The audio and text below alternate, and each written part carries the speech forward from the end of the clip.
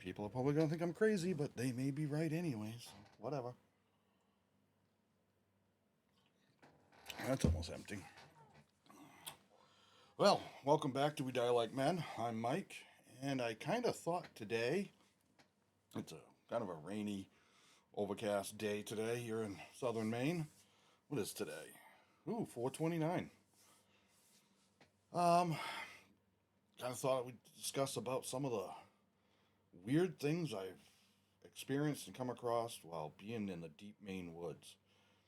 For a little background, I live in southern Maine right now, and I was born in southern Maine, but I grew up most of my life in the western mountains of Maine, right along the Canadian border, not too far from the New Hampshire border, and a lot of deep woods. I've spent most of my time hunting, fishing. I was a firefighter and medic up there. I worked a lot of wilderness search and rescue, so I spent a lot of time traipsing around the woods trying to find people who got lost. Who had some of them had no business being out there, but that's a different topic. Um, I have come across all kinds of weird things in my shots here. Yeah, camera setup's not how I normally want it, but it's good for today. Um, I spent a lot of time out there. It was kind of my happy place, still is. And I've come across some weird things I just couldn't always explain. I want to preface this by saying I'm more of a skeptic about things. I'm more scientific minded about things. I don't jump right to the supernatural or cryptid kind of things, but some of them I can't really explain. And we'll go into that and a few stories I have from other people within my life that I trust what they say. I don't trust everybody. I'm not the most trusting person, but so we'll start off by even down here in southern Maine, there's an area that we like to hunt. That's not too far out from people. There's a lot of trails, there's a lot of activity, but there's a few trails that just don't get used much. And there's one area, there's a trail on both sides, and it's a real low, kind of swampy area. But a nice trail, nice wide trail down through it. And one day, many years ago, I was out there doing a little deer hunting with my father in law. And I come across that trail and I walked down and started walking through. And I'm not one that gets that sensation a lot, like someone's watching me or someone's following me. But I'm pretty in tune to my surroundings. I'm hunting, I'm paying attention, I'm listening, I'm watching things. I had to keep stop, turn around and look. Just this eerie feeling. The more I got down through it, it looked like really good deer hunting area. A lot of cedar trees, pines, but open enough you could see. I thought, oh, that's a good place to maybe sit down in here. There's people moving around up above. Maybe they're going to push him down into here. But I got down in there and decided something just felt really off. It was like a presence, like a not a good feeling at all. Really eerie, really like almost like a bad feeling when you're down in there. So I didn't think much of it. I just kind of brushed it off and said, you know what? I'll just move somewheres else. So I walked through up the other hill. Didn't think much of it. Later that day, I met back up with my father in law. We were both walking a lot of these trails. And I said something to him. I said, you come across that trail where it drops down in and goes across as a huge concrete like culvert down there. Water drainage culvert. That thing's got to be 6 foot in diameter. Big chunk of it laying down in there. I don't know why it's down in there, but it is. He's like, yeah. He said, I walked that trail. I said, oh, okay. And he just kind of looks at me. He goes, did you get that feeling too? And he was not the type. He was like, nah, it's all fake. And I'm like, yeah. So we just discussed it. And we both had the same feeling. So I don't know. A few weeks later, we went back out that area, and we both were still together. We decided to walk through there. We didn't get a quarter of the way across, and that feeling was even worse. And he stopped in his tracks, and I stopped. He's like, I'm going back. And we both turned and went back. What was it? Why? I don't know. Is it a natural phenomenon that there's a really high magnetic field in there that just your body's sensing? Is there something? I don't know. It was weird. And I've talked to other people who have hunted out there, who have gone through there and had the same feeling. So leads me to believe maybe it's more of a natural phenomenon, that there's just something in the ground that is really kind of off. I'd like to get out there. My compass wasn't doing anything weird. Um, my phone worked. Well, down in like that, sometimes there's areas walking. It's not that far across. It might be, I don't know, 300 yards, if that, across there. Um, for the most part, it worked, but you get down in there enough, and it wouldn't have signal. Not uncommon with all the trees around you. Um, but we've kind of avoided that trail ever, for the most part, ever since. My son even has walked across there, and he's like, I think I found the trail you were talking about. So now, one time we were bird hunting up in the Maine up in the Rangeley region of Maine, and there's a trail I have snowmobiled and hiked and hunted my whole life. The road, you go out just so far, and there's a couple little camps way down. They're really small, tiny things. Um, but most of it is either logging company land, or there's a nature preserve kind of thing, and there's a big Boy Scout campground down there. The road goes just so far, and it's gated. It continues through. It's a few miles through to the other side, but it's gated on both ends. And we're walking through there, and we're heading out. It's starting to get dark, and every time we'd walk, we could hear something in the woods moving. Not a big deal. It's not uncommon. The weird thing is when we'd stop, it would stop. When we'd move, it would move. I'm like, moose and deer don't typically do that, and bear don't typically do that. Bear will usually just take off and go the other way. If the bear was stalking us, which would be really rare for a black bear to stalk a human, they would have to be really, really hungry, and there's a lot of food up there for them, or sick or injured or something. But still, not something I've come across in all my years. So we both kind of just every once in a while we'd walk about 20, 30 feet or 20 or 30 steps and stop. And you'd hear it a little bit and it would stop. Now, there were no vehicles parked at the end we were at. We had walked down to the other end and there was no vehicles there. Um, this isn't an area where people really just walk up through the woods much. It goes in a little ways and it gets pretty steep and rocky going up through. And you can look back in. We could probably see 50 yards back into the woods at some place. Some places you can't. It's just off the trails all you can see. And this trail is wide. I mean, it's wide enough in some spots that two vehicles could pass each other. It's really a road that just they've got blocked off. Wintertime, the gates get open, snowmobiling, stuff like that. So it was odd. It was not something that we would have expected. Probably a wild animal, but a little unnerving, unsettling that something was kind of stalking us. I remember my father-in-law looking at me and going, "We got anything more than just our shotguns with birdshot?" I always have a handgun on me. I said, "Yeah, I've got my 45 on me. I mean, if something comes out of there, you know, blast it with a shotgun first, and I'll grab my handgun and do whatever we can if we have to. I'm not just going to shoot a bear just because it comes out into the trail in front of me. Um, it's got to act aggressive before I'm going to do that." And I have not had that issue in my whole almost 50 years now. Never had a bear be aggressive when I've been in the woods. Haven't seen a lot in the woods. Know they were there, but they don't like people. They typically go the other way. They don't want to be around you.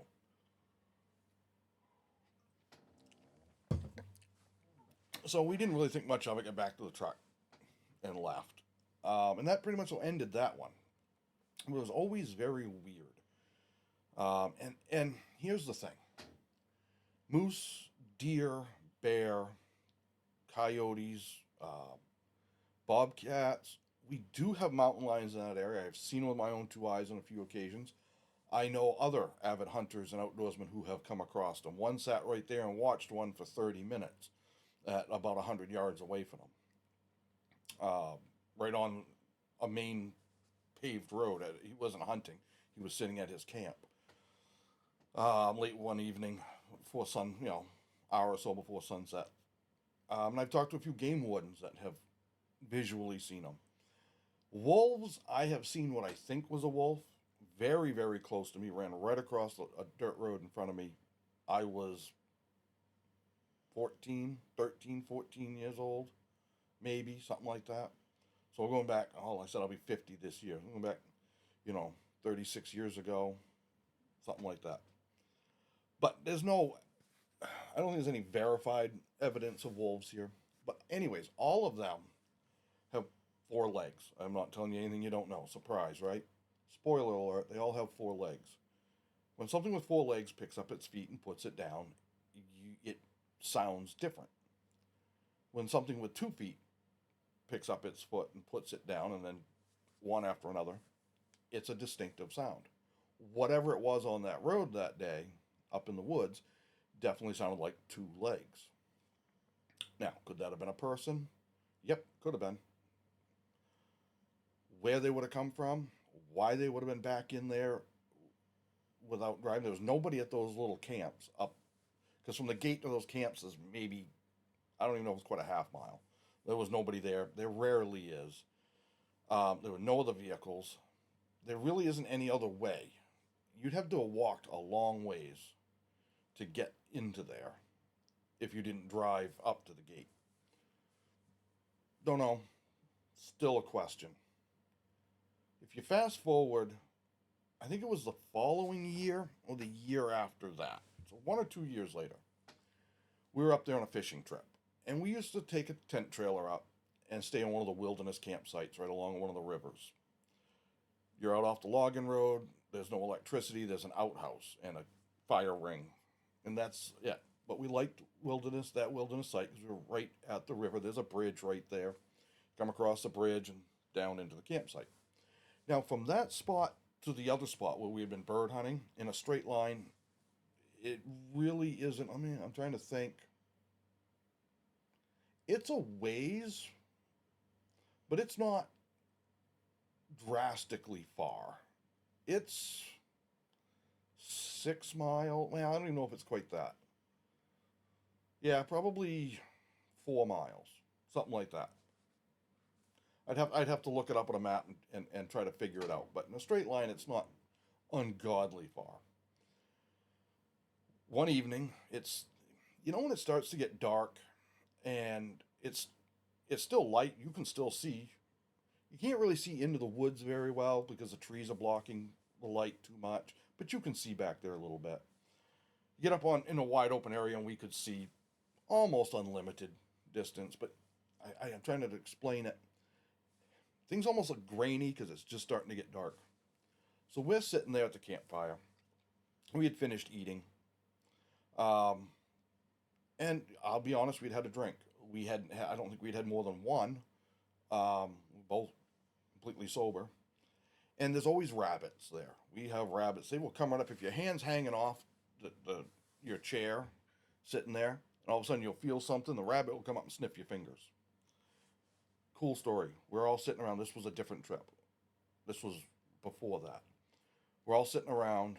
It's starting to get pretty dark, but the campfire's going, so we can still see probably 30, 40 feet around us. Not completely dark yet.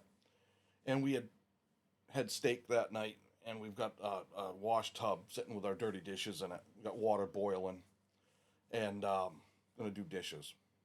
And the rabbits, there's 2 of them, and they're kind of milling around. And usually they'll stay 5, 6 feet from you, but sometimes they'll be right under your chair. And we look over, and one of the rabbits gets into the tub and grabs the steak knife in his mouth. So it's running this way, the sharp part, the serrated part pointing away from him, and runs off with it. And I'm going, we all look, there's like 5 of us. My father-in-law, my brother-in-law, my father-in-law's brother and his son, and myself. And we all kind of looked like, did that rabbit just grab a steak knife and run off with it? He did. He ran off in the woods with it. And we're like, first of all, what attracted him to it? I mean, it's meat. I mean, rabbits are, as far as I know, vegetarian. Um, and I said, well, I guess the coyote and fox problem's pretty damn bad around here, and he wants something to protect himself with. It was weird. But anyways, back to that night. It's just him and I are sitting there. The rabbits are we're sitting side by side, 3, 4 feet between us. And the rabbits are about 15 feet behind us in the grass. So I'm kind of turned looking at him, and he's looking at me. And all of a sudden, those two rabbits stopped.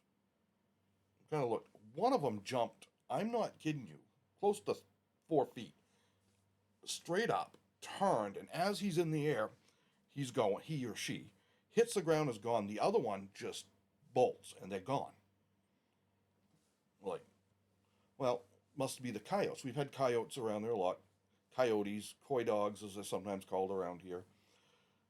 You know, every night they're up there howling up on the road just down from us. Not a big deal. We're not worried about it. They don't typically bother people.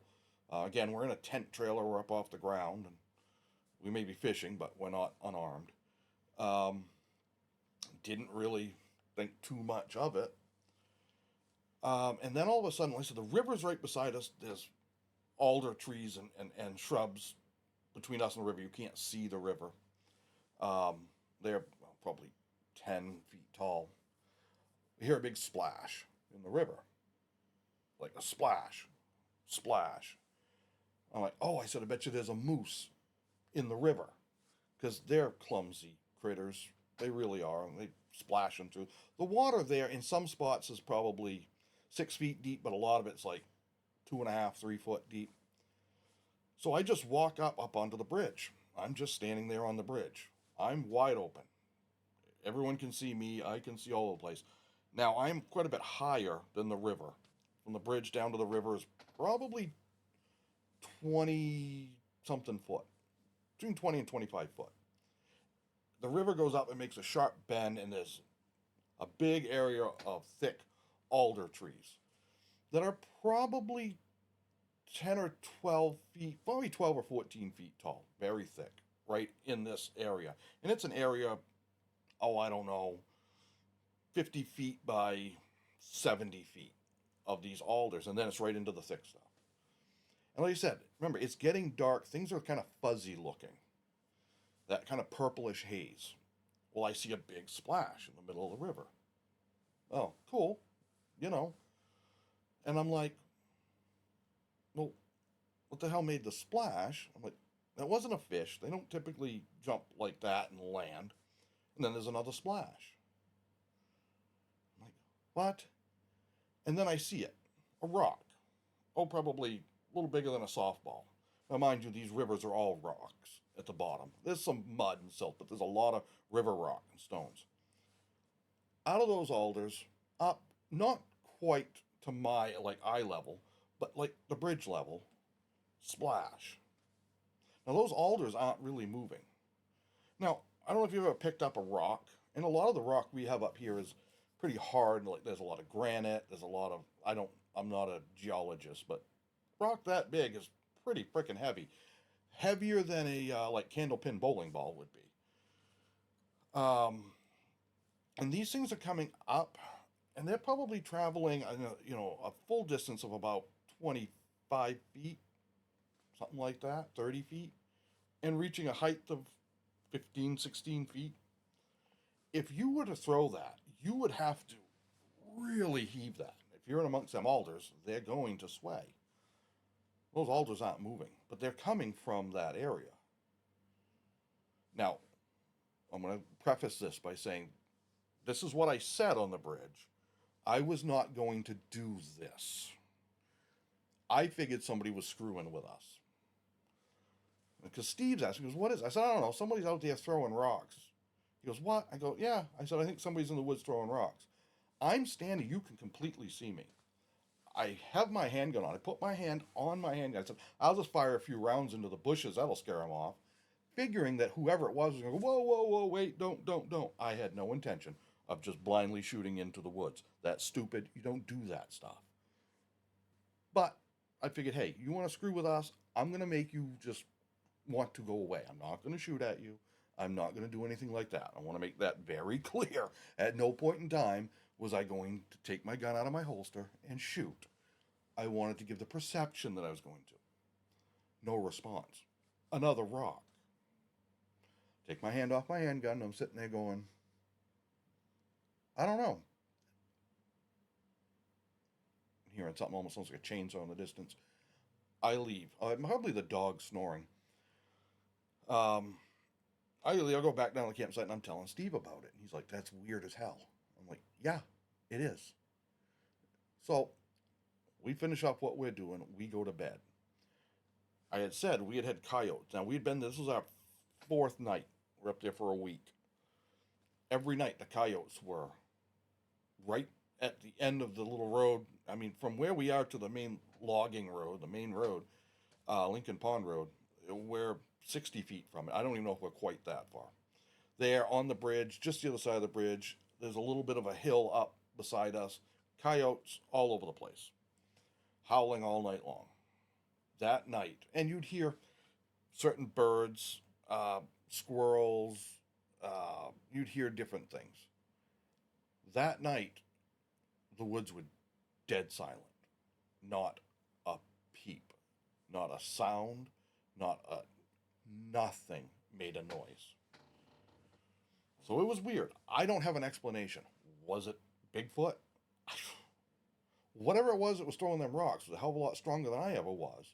To be able, without the bushes moving, that meant that thing, whatever it was doing just underhanding. Rocks that probably weigh 10 pounds, 12 pounds. They're heavy. They might even weigh more than that. And getting that much distance. Call me crazy. Tell me I'm lying. I know what I saw.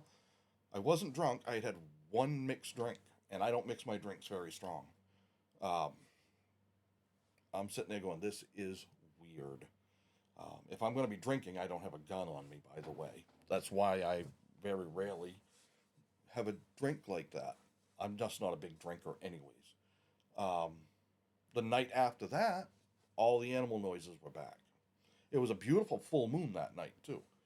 Perfect night for animals to be out hunting, like coyotes and fox and owls and things like that. We had an owl that usually right around that you'd hear hooting every once in a while. That night, nothing. Not a peep. So it was weird. Don't really know. Didn't get a lot of sleep that night. I'll tell you that much. We're in a tent trailer, and I'm like, it protects us some from like coyotes and shit, but something like that, he's ripping through this like it's wet cardboard. Now, if you go back, my grandfather, my dad's father, had managed the state park up in Rangeley. Him and my grandmother, one of many state parks that he managed in the 70s. So he was up there. Let's see, one of my sisters was born around 73, and he was there then. I don't remember what year he got there and what year he left that and went on to another state park. I only remember him at one state park because he retired probably 5 years after I was born. So early 80s he retired. I was born in 76. So, now my grandfather was never the type to tell wild stories. Just wasn't his thing. He just wasn't. He served in World War II, did a lot of things, was awarded some pretty prestigious medals. But to him it was just, I just did my job, whatever. He was not that type. He wasn't the type to brag, I caught a fish this big. If he caught a fish that big, he'd tell you, I caught the dinkiest little fish you ever saw, but I had fun. Just his way. When they had the state park, I said he was a park ranger. He was the manager. They had a little girl go missing. 5, 6, 7 years old, something like that. I don't remember the exact age, but she was in that age range. One afternoon. And of course, they had game wardens come in. They had other volunteers come in. The park staff, guests at the park, they hunted around. Now, this isn't real remote, but it's not right next to town. And they hunted and hunted and hunted all around for her. And there's an area where they would walk, and it's this trail kind of cuts around. and there's a rocky face. He said about 7 foot high, and then a little bit of a shelf, and then rock and up to the top. And this trail, they walked by that multiple times. They ended up calling off the search because it got too dark. Obviously, the parents were very distraught and upset, but they knew what they had to do. So, the very next morning, they've all met up before light. They're getting ready to go. It gets light enough. They're heading out this trail because that's the area that they thought that she probably was. They had people searching other areas too. He went back out there. They come to this area where you cut around, and she's sitting up on top of this rock. Everything's a pretty much a flat, straight wall, about 7 feet or so, 7 or 8 feet up. You can't climb up the backside and come down. That he said it's like a monolithic rock that sticks up out of the ground. He said, you know, something, the glacier is carved or was pushed up a billion years ago or whatever. And she's sitting up there. There's game wardens with him. There's other people with him. So somebody kind of boosted somebody up, got her down. She was fine. And they asked her, they said, how did you get up there? She goes, my big friend put me up there this morning. He kept me warm last night. And she described a big, hairy thing that kept her safe all night and put her up there and left right before sunrise. My grandfather said, I'm not going to go there. He said, I don't know what she was talking about. He said, I don't know anything else about it. He said, I know what I was told, and that's all. He said, but he spent his whole life in the woods between Maine and some in Florida and, well, the Ardennes forest and in Europe, all through France, Belgium, Austria, and Germany. And he's like, I've never seen one. He said, I have seen some weird things and things I couldn't explain. He said, but that's the weirdest one, he said. Parents said the little girl was never the type to just make up stories like that. They had never even discussed Bigfoot or Sasquatch. I mean, this is early 70s. You don't have internet. You don't have a lot of that stuff. The stories back then, I don't think were as widespread as they are now. I don't know how many books there were about it that she could have come across in a library or something, or friends talking about it. I don't know. But he said, even if she did make it up, how the hell did she get up there? There was no way for us to climb. We had to boost it up so we could kind of get a hold of her. He said, now, you think 7, 8 feet isn't that high. It may have been a little higher than that. My grandfather was not very tall. He was like 5'8". But just to get up there so get a better grip on her and get her down. Was, I think 2 guys kind of boosted another warden or something up there. Explain it to me, because I don't know. Now, so my stories with my father-in-law took place in around 2011 to 2013. Go back to when I still lived up there. One of my best friends and I are driving. We're heading down towards Farmington, Maine, one night. I don't know if we were married yet, my first wife and I, but she was in the back seat with his girlfriend. But my wife, and I can't remember if we were married at the time. We got married, what year did we get married? 2000? Yeah, I think it was 2000 we got married. She's kind of forward, her head's between the 2 seats. He had a little, the hell was that? And it was a little, like, station wagon thing. That all-wheel drive or four-wheel drive Dodge or Colt, Plymouth Colt, Dodge, Colt, whatever it was. One of those little things. And we're driving, it's a flat, straight road, and it's farm fields on one side, and it goes up into the woods the other way, and it's foggy. We're only doing like 30 miles an hour, because you can't see more than maybe 100 feet in front of you. And then there's some areas you couldn't even see that far. I don't know why we were heading down to Farmington in that weather at night, but and it's about 50 miles from Rangeley to Farmington. And I'm kind of turning, looking like at him and her, and I see both of their eyes do this, and he's slowly on the brakes, and I turn and look just to see something move into the fog, something big, just move into the fog. I'm like, what did you guys see? They both looked at each other and went, I don't know. I don't know. She sat back in the seat. They were dead silent. Now, it looked to me like somebody walked across the road in front of us, but they would have been pretty damn tall. And they look grayish in color, but it's in the fog, so that kind of makes it hard to see. I never got an answer out of either one of them. They would never really discuss it. Again, take it for what it's worth. Was it just some drunk guy walking across the road? That area, probably, good chance.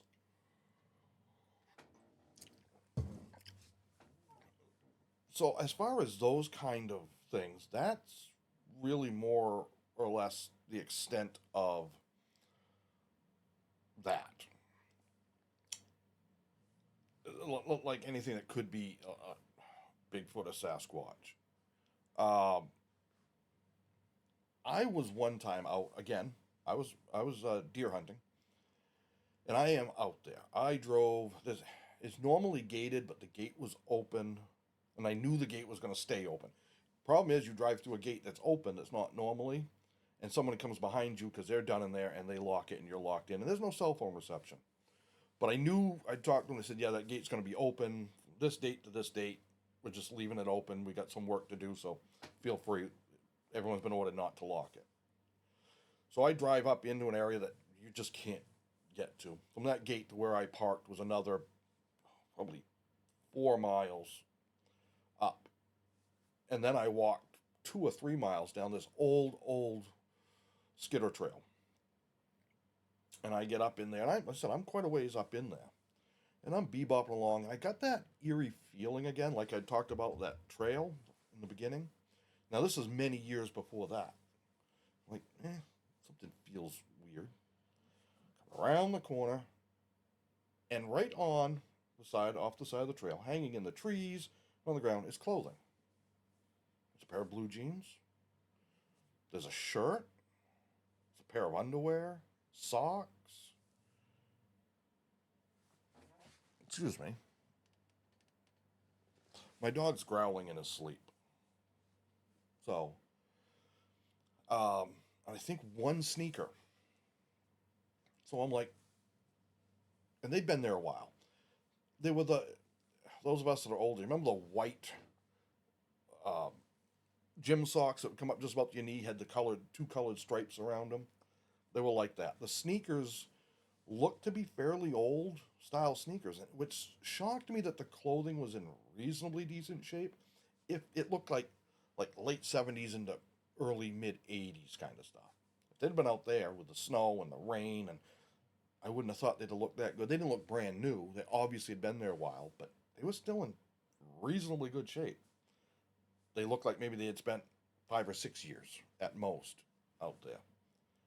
So I'm looking around. It's mossy. I'm kind of moving stuff around to see if I see bones. Nope, nothing. I'm getting that weird feeling again. So I keep walking. I get up into another area there and mill around deer hunting a little bit and turn around, and I walk all the way back out. And let's walk by it, and I stop again, and I'm looking. Because we didn't have cell phones at this time like that. This would have been 1997 ish, 96. Um, didn't think much of it. I left, and I ended up running into um, one of the game wardens that I knew real well. I went to school with his son up that area, and mentioned it to him. And he's like, "Yeah, I know right what you're talking about." He said, "That's been reported before." He says, and because somebody thought, this is way the hell out. One of the foresters that goes out and checks on, you know, the growth of the trees and stuff like that, private forester.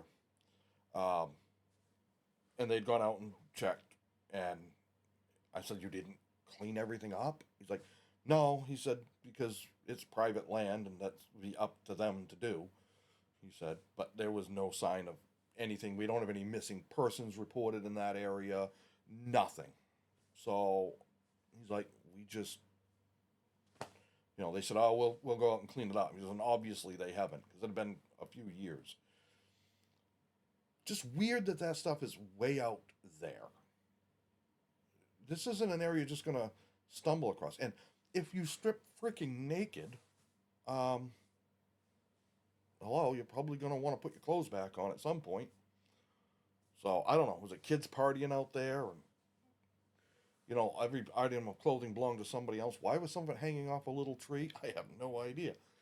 Maybe somebody else picked it up and went, ew, and threw it. I don't know. It's things like that that make you just sit there and go, what happened here? What's going on?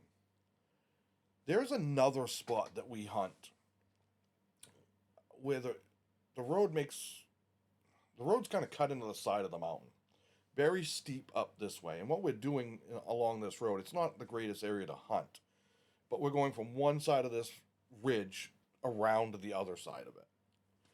And it drops down like this, and then there's a river down there. And we were walking through, and one day my father-in-law was like, I got to take a leak. So hands me his, we were bird hunting, which that road's not bad for that, but hands me a shotgun. He walks over the edge. He's taking a leak.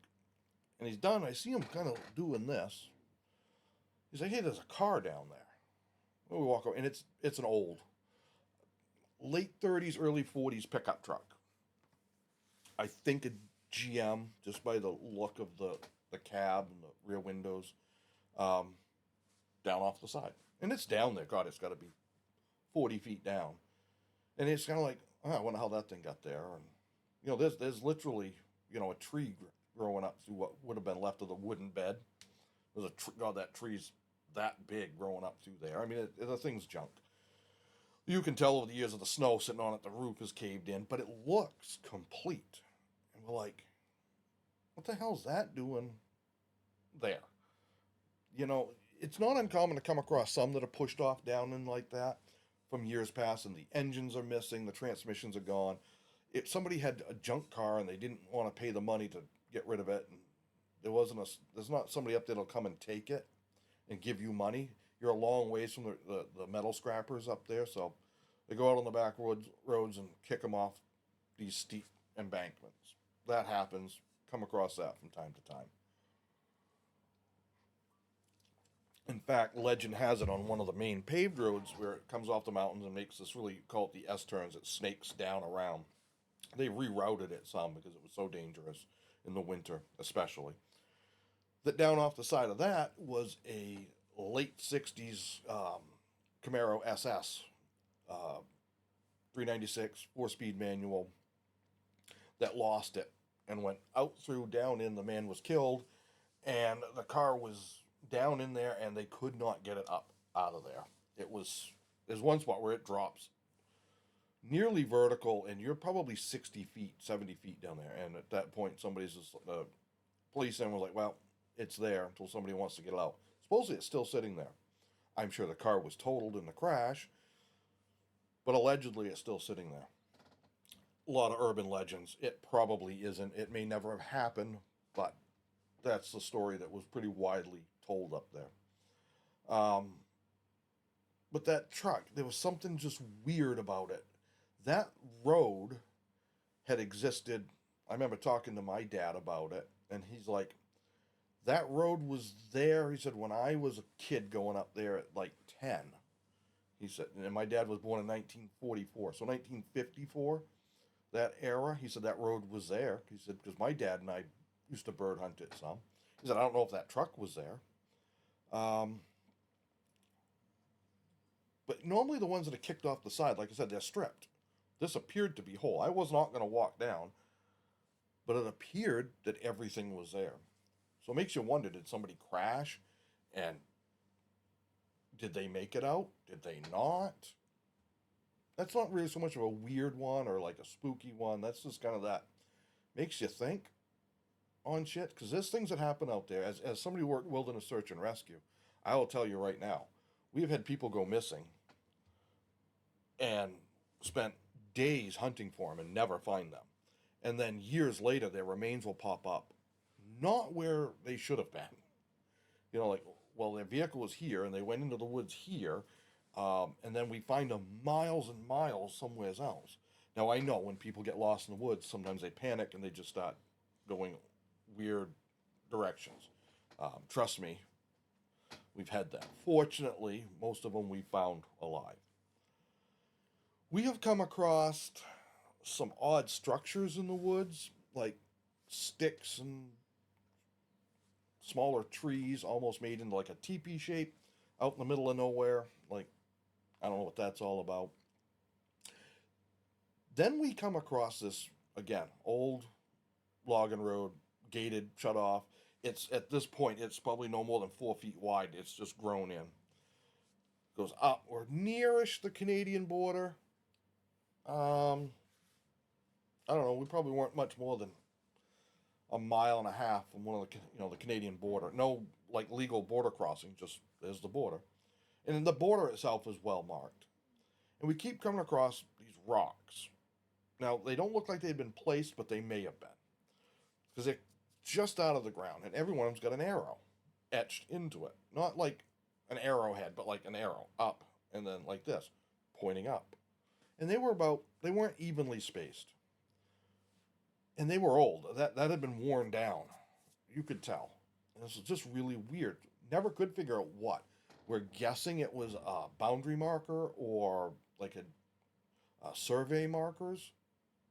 Asked around, talked to some guys I know up there that do that kind of stuff, do the boundary markers. They do survey for logging companies, for uh, big land sale and stuff like that. Like, I've never seen that technique used there.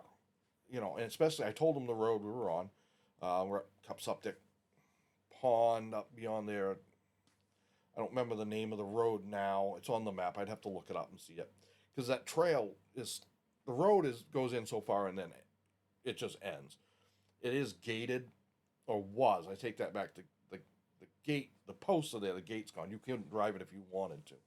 I think you could a snowmobile in the winter, maybe an ATV in the summer, but up through there. He's like, I don't know why, because he said unless that goes back to, early 1900s maybe, but that road didn't exist in the early 1900s. We know that because my father remembers when that road was put in. Now it's an old road, but it's not that old. So who was out there marking rocks with arrows pointing up through there? And we got up just so far, and they stopped. And we go beyond it, and there was other rocks that you could have put an arrow, and there was none. So, was it pointing to something? Did somebody have something up there that they wanted to keep to themselves, but wanted to be able to remind themselves where it was? I don't know. It was weird. We were out on the lake uh, early one morning, one of the big lakes up there. A little after sun. We were pulling out of the dock, and I wouldn't say the sun had truly risen, but we were probably about 5 minutes before what you would consider actual sunrise. Bright enough that we could see. And we got all the way on the backside of this lake. So by this time the sunlight's come up. It's the sun's up. Now the backside of Moosuc Lake, there's a big area up there where there is no road. There's no way to get to it other than by boat. There's a couple of campsites, but you'd see the boat or a canoe, and you could see the campsites. Nothing. Nobody out there. The campground we're staying at manages those sites. We had asked later, was there anyone on those sites? They're like, no. We heard what sounded like somebody holler, hey, hey. So I can't get in super close to shore with my boat because it gets really rocky. Now I could if I knew the channel. Back by the campsites, they're marked, but we're down from them probably 3/4 of a mile down the lake more. This lake is about 20 miles long and about, I think, 8 miles wide at its widest. So it's a big lake, Moosuc Lake. And so I pull the motor, right back to an idle, and it sounds like you hear it again. So we shut it off. We haul it back, thinking maybe somebody got lost. There's roads, but they are miles, and this is very rough, hilly, mountainous, thick terrain. Maybe somebody's boat sank and they swam to shore, and that was the earliest shore, the closest shore. We didn't know. Nothing. No response. We milled around that area. Nothing. We both heard it. Nothing. Fast forward, I'm telling that story to somebody else in town up there. And one of the old guys is like, he said, asked about where, and I told him, I said that, I said, you go out, blah, blah, blah. Landmarks wouldn't mean anything to you guys. He goes, yeah. I said, you got the 2 or 3 campsites. I said, we're half, 3/4 of a mile beyond that. I said to him, up into that little bit of a cove. And he goes, I had a very similar experience there. He said 30 years ago. Heard somebody yell, hey, hey. Now, hey, hey can sound a lot like certain animals can make a similar sound. Did sound very human-y voice. And he's like, nobody's ever been able to figure it out. He said, I'm not the only one that's talked about it. Just weird. I'm going to chalk that one up to it's an animal. It's a bird, it's something, and our brains are picking it up as words. There's a lot of weird sounds in the woods. Certain animals can make a multitude of different sounds. I remember coming out of the woods hunting, and it had gotten dark. And it got dark quicker than I thought, and it was dark, dark. Now I almost always have a little flashlight on me. I always do. So I'm kind of going through, and oh my God, I can see my flashlight when I shine it up the trail is starting to reflect off the reflectors on my truck. So I'm like, truck's right there, good. And I'm walking along, and all of a sudden, I hear this god awful, blood curdling scream right here, and I freeze. And I'm like, I'm just waiting for something to grab me. And then I hear a little bit of a noise, and I've got my rifle, and I'm turning around. There's a screech owl, not 6 feet over my head. I'm not too proud to say I think I peed myself a little bit. The worst sound I've ever heard. But those are the kind of sounds you're going to hear in the woods. And if you don't know what you're hearing, it's going to sound like a woman just screamed, because that's what it sounded like. Ever hear a rabbit scream? A rabbit that's in pain sounds like a woman or a child screaming their head off. I unfortunately hit a rabbit and didn't kill it one time. And yeah, I had to get out and finish it off because it wasn't going to survive. Scream, oh my God, blood curdling. That was middle of the day on the side of the road, and it was an eerie sound. Deer can make some weird sounds. Doe can kind of make a screechy sound. Young fawns can. A bobcat howl. I've had that happen. He was above me on the rocks in an area that I wasn't hunting that day. I was just out walking in the woods. And Jesus, one of those, and he's up. Bobcats don't scare me too much. They're not huge. I mean, I don't want one jumping down on me. They got sharp claws and teeth and stuff like that. They're on your back, fall on your back, I guess. And I don't think he was like, oh, prey. I think he was, oh, get the hell out of here. Or she. It was, yeah, it was like late May, something like that. So she may have had cubs up there and didn't want me near them. She might have been trying to protect her cubs.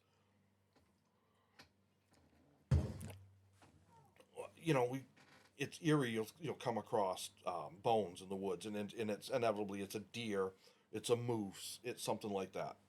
They die just like everything else. The reason I bring that up is the whole Bigfoot Sasquatch thing. So many people sit there and say, well, if they were real, and I'm again not saying they are, but if they were real, we'd be finding bones. Okay, hold on. I need to pause the video for just 1 minute.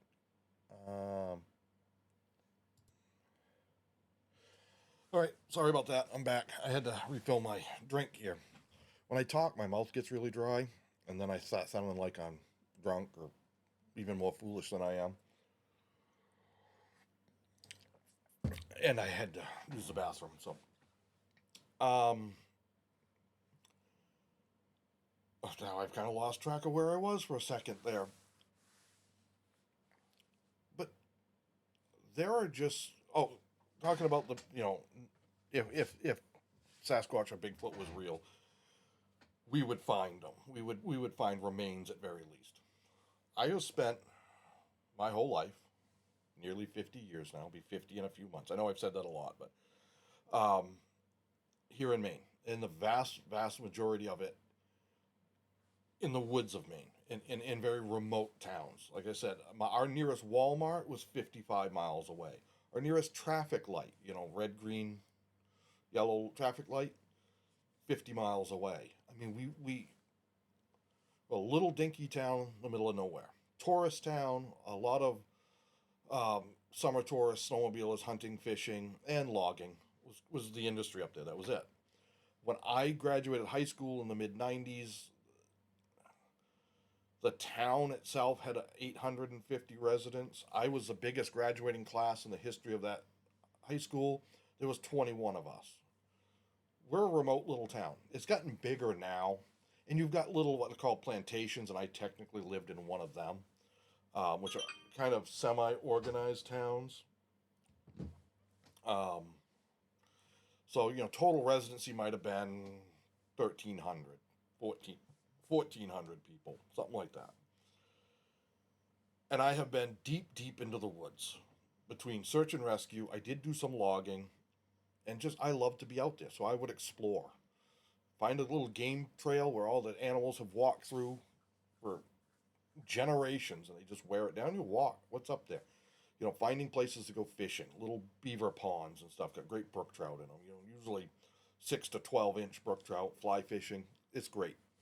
The bugs will carry you away. The black flies are just like a wall, but enough DEET on you, and they kind of leave you alone. Probably part of what's wrong with me. I've absorbed a lot of that stuff. Um, in all my years, other than being at the old open dumps where there was garbage, you'd see a lot of bears there. But all of my years in these areas, I have seen probably 12 or 14 bears in the wild. Maine has a bear population, it varies, but 50 to 60,000 bears. Now, Maine's a reasonably good sized state. It's the most wooded state percentage wise of any in the country.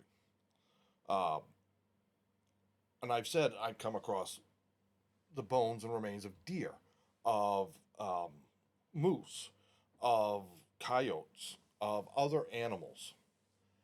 I have never once come across the skeletal remains of a bear. My father, my grandfather, uncles of mine, game wardens I know, guides, hunting and fishing guides I know. I've talked to them. Never come across one guide came across a bear skeleton just off the side of the road a bit. He believes it had been hit by a car. The bones were broken up. He believes it had got hit and wandered into the woods and died.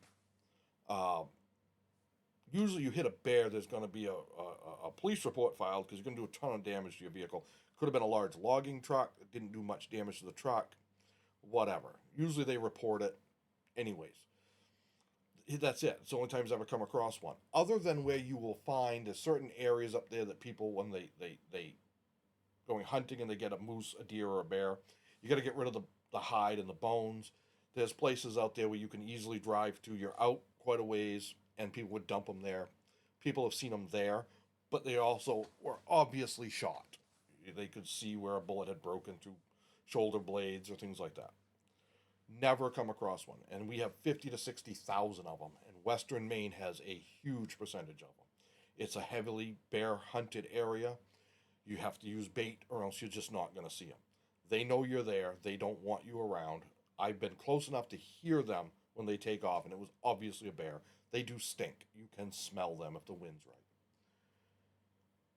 I say that because if you had a population, again, I'm skeptical on this, a population of something like a Sasquatch, and let's say you had 30 in an area with millions of acres, would you ever find one?